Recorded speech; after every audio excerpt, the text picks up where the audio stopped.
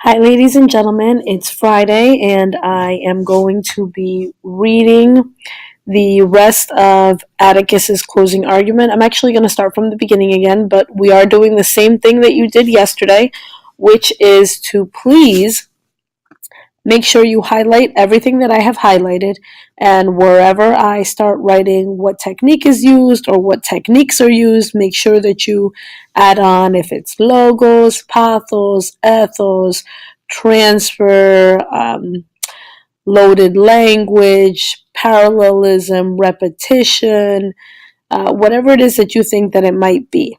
Okay?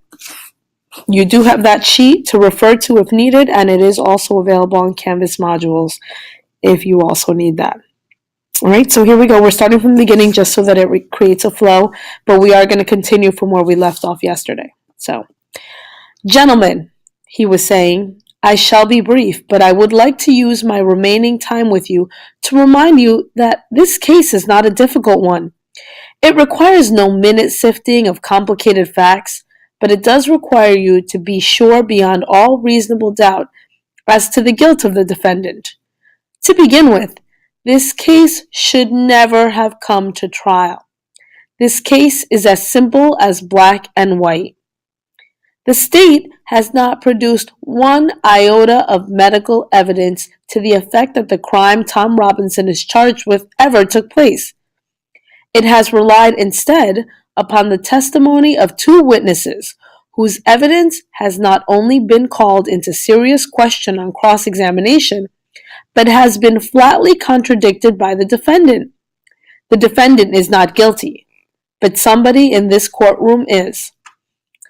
I have nothing but pity in my heart for the chief witness for the state, but my pity does not extend so far as to her putting a man's life at stake, which she has done in an effort to get rid of her own guilt.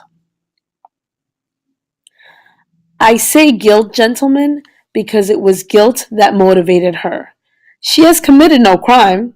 She has merely broken a rigid and time-honored code of our society.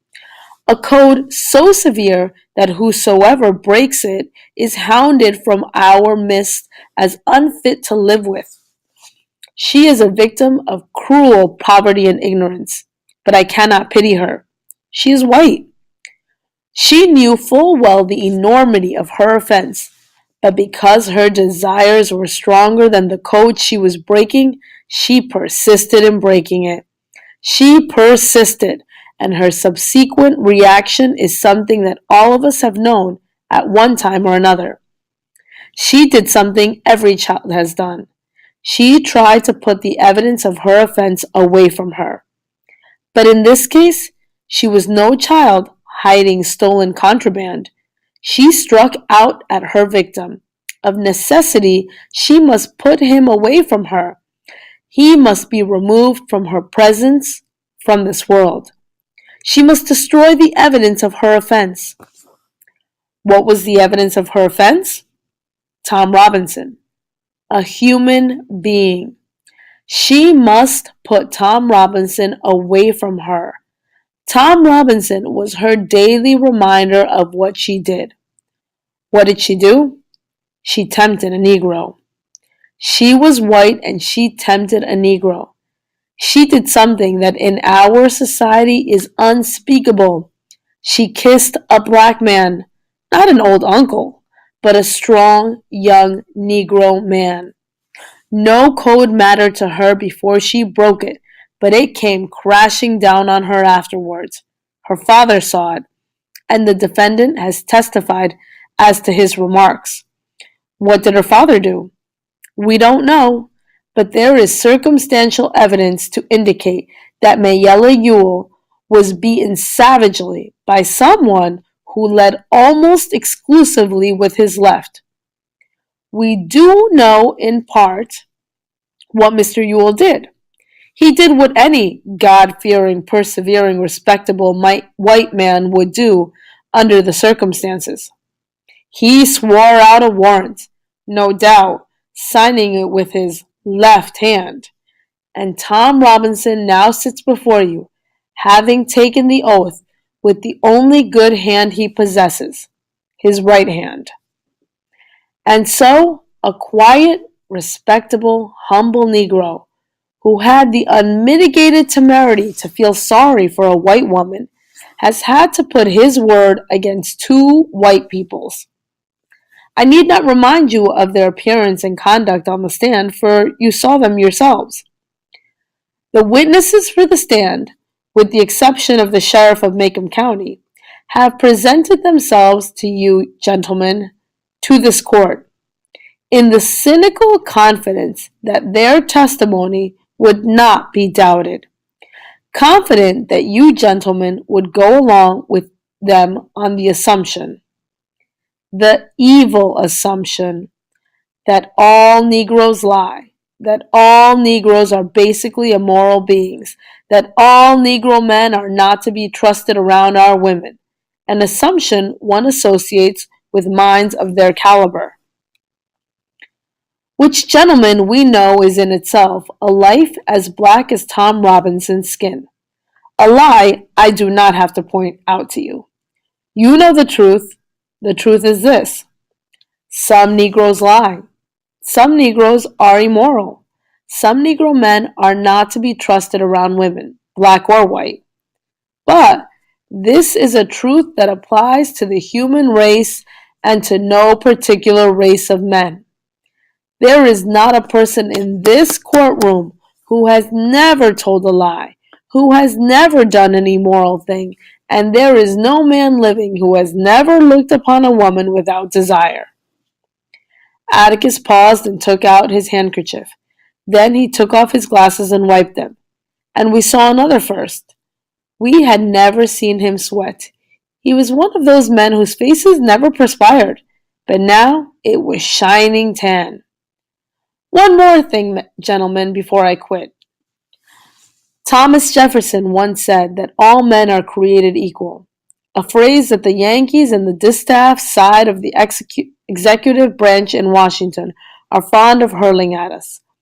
There is a tendency in this year of grace, 1935, for certain people to use this phrase out of context to satisfy all conditions. The most ridiculous example I can think of is that the people who run public education promote the stupid and idle along with the industrious, because all men are created equal. Educators will gravely tell you the children left behind suffer terrible feelings of inferiority. We know all men are not created equal in the sense some people would have us believe. Some people are smarter than others. Some people have more opportunity because they're born with it. Some men make more money than others. Some ladies bake better cakes than others. Some people are born gifted beyond the normal scope of most men. But there is one way in this country in which all men are created equal. There is one human institution that makes a pauper the equal of a Rockefeller, the stupid man the equal of an Einstein, and the ignorant man the equal of any college president. That institution, gentlemen, is a court. It can be the Supreme Court of the United States or the humblest J.P. court in the land, or this honorable court which you serve. Our courts have their faults, as does any human institution. But in this country, our courts are the great levelers. And in our courts, all men are created equal. I'm no idealist to believe firmly in the integrity of our courts and in the jury system. That is no ideal to me. It is a living, working reality. Gentlemen, a court is no better than each man of you sitting before me on this jury. A court is only as sound as its jury, and a jury is only as sound as the men who make it up. I am confident that you, gentlemen, will review without passion the evidence you have heard, come to a decision, and restore this defendant to his family. In the name of God, do your duty. Atticus's voice dropped, and as he turned away from the jury, he said something I did not catch. He said it more to himself than to the court. I punched Jem. What'd he say? In the name of God, believe him. I think that's what he said. All right, so let's scroll back up. And let's go to that first page that we left off. We left off after paragraph 4, and it was right here with what was the evidence of her offense. So he mentions Tom Robinson, Tom Robinson, Tom Robinson. What can we call that? What technique is it? They keep mentioning his name because um, they're trying to address him and bring him to light as a human being before they talk about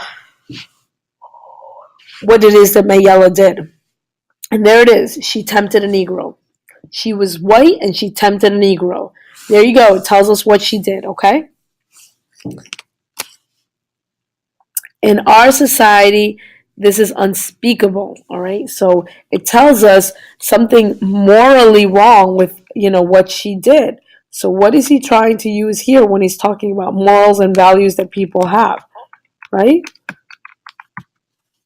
It's also kind of a matter of fact that everybody knows that this is not allowed because, in the Jim Crow laws, that's what the deal is.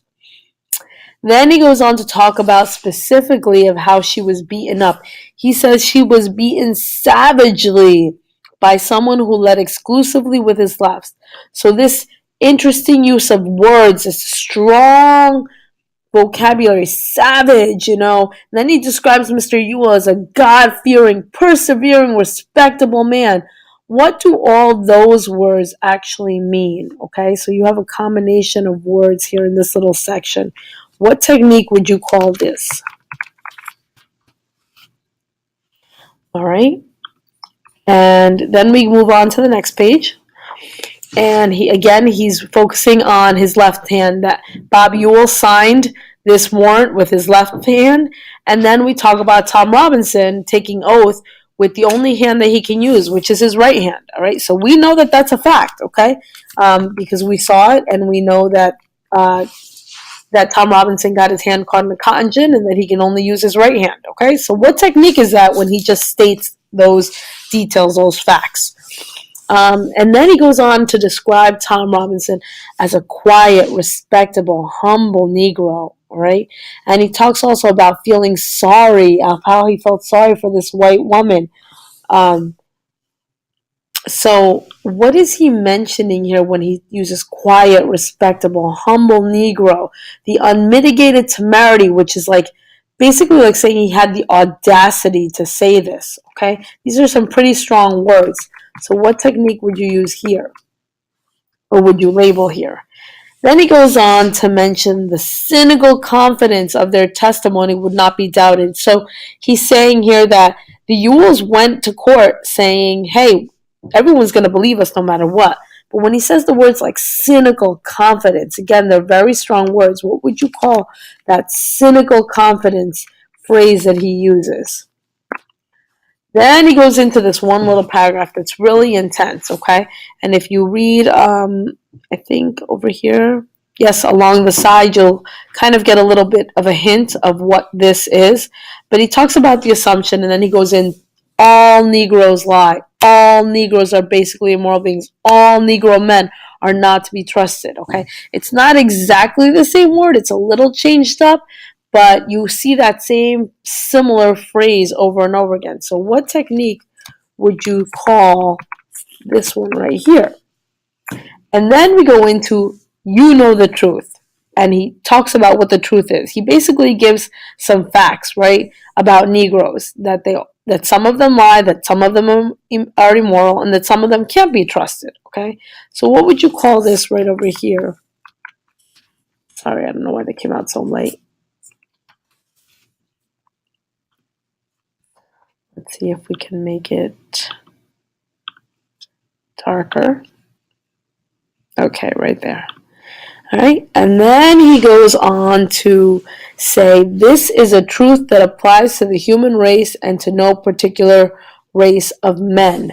All right, so he's stating that this is a fact, that no matter what he just said about people lying, about people being moral, it's not just for Negro men, it's for everybody, right? So this is a possibility of two techniques, either one I might consider correct, right? And then he goes into saying that there is not a person in this courtroom who has never told a lie. Think about what he's talking about, or what he's doing when he's talking about how not no one's no one in this courtroom has never not lied, and everyone in this courtroom has been immoral at one point or another, or they've looked at a woman with desires. All right, so this pink area right here, what technique would that be? Right. And then he tries to seal the deal with some interesting quotes. Okay, he mentions a quote that Thomas Jefferson said, that all men are created equal. We know that that's a fact. We know that Thomas Jefferson really did say that. Okay, so what would that be considered? He moves on to talk about how it's 1935, and he wants to go into the significance of what this phrase means, that all men are created equal. And he says that it's not true. Obviously, all men are not created equal, right? Because you can't say that. And they used to use these words freely back in the day, but people that are stupid and idle, basically people that can't do anything, all right, can't be considered equal to people that are industrious, people that are very active and can do a lot of things and can work and whatnot. So what would this be considered over here, where he says the stupid and the idle along with the industrious? He's giving us some kind of comparison, right? So what technique would you use here when he uses a comparison? And then he goes into, we know that all men are not created equal in the sense that some people would have us believe. Okay, so what is he tapping into here? All right, right over here. What would we say that is? And then he ends with something else that, again, listen to this and see if you can pick it out. Some people are smarter. Some people have more opportunities. Some men make more money. Some ladies make better cakes. Some people are born gifted. So this whole entire blue section right here is one big technique. Okay. Then we move on to the last page, where he goes back to talking about the equality of men, all right? And he ties into how this equality, where it's actually true, okay? But he starts off with saying that these comparisons of a pauper is the equal of Rockefeller, a stupid man the equal of Einstein, ignorant man the equal of a college president, right? Sounds kind of similar. Again, it's kind of this repetition, but it's actually not repetition. So what would this one be right here, where it says ignorant man equal, stupid man equal, pauper equal, all right? So that. And then he goes on to mention that in the court, this is where people are honest. This is where people can do the right thing. This is where people can actually make all men be created equal. All right, so why does he say that? What would the technique be in there? And then he moves on to say it's a living, working reality. All right, he mentions that, I get it, not every court is going to be fair. It's a living, working reality. So him saying that right now is him agreeing to the fact that, yes, everything is not perfect, okay? Because he knows that that's a fact. So what technique would you use there? But then he moves on to, a court is no better than each man of you sitting before me on this jury. So he's trying to really get into the jury and talk to them that, you're the reason that these courts can be good if you do the right thing. Okay, so this whole little section here is talking about doing the right thing and how he's confident that they will do the right thing for Tom Robinson. So what technique would you consider all of this? And then he ends off with something that's pretty strong, where he says, in the name of God, do your duty. Do what is right. Do not fall into doing what is wrong. Okay? And again, he goes, in the name of God, believe him. Okay? So this is some powerful phrases that he uses at the very end. So what technique would you guys give for that one? All right. So we've got a few. 1, 2, 3, 4, 5, 6, 7, 8, 9, 10, 11, 12, 13, 14, 15, 16, 17, 18, about 18 techniques that you need to add on here. Okay.